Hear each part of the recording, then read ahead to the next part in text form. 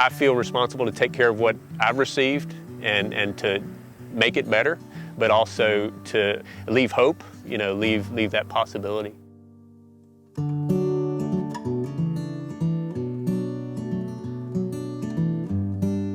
We're with Phil and Witmer in Otterbein, Virginia, and Phil runs a dairy operation, an organic dairy operation. So this is really good. It's not often that I see a dairy herd in the pasture, so that was a lot of fun to me. But let's step back and tell me about your start in farming, how you grew up, and what interested you in this whole thing, and how did you get to this point where you are now, at least from a philosophical point?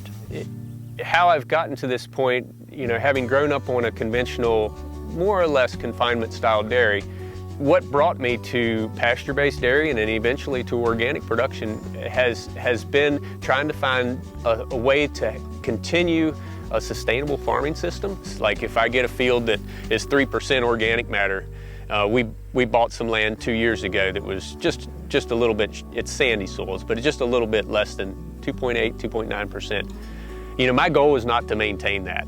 My goal is that we improve that, maybe 5 years or 10 years from now, it's 4%. We started our experience in pasture-based dairy 20 years ago in 1998, and it's been quite a learning curve.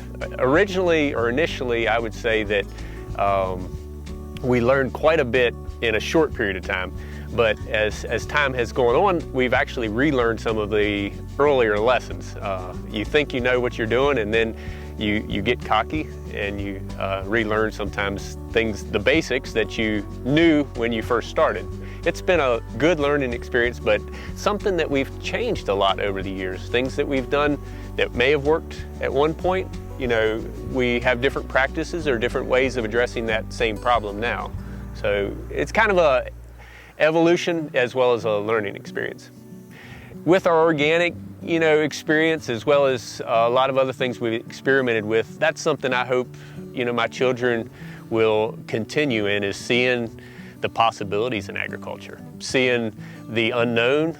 We like to work with what we know, but there's also the fascination with what we don't understand. And so I've seen that in my children, that when we do something different, it's different than what the neighbors are doing or whatever, it piques their attention. They're like, and why do we do it this way? And so then you have the discussion about all the factors that are in the background, whether it's, the soil, or whether it's, managing livestock, these different systems, livestock in the soil and the crops, and, how everything fits together holistically.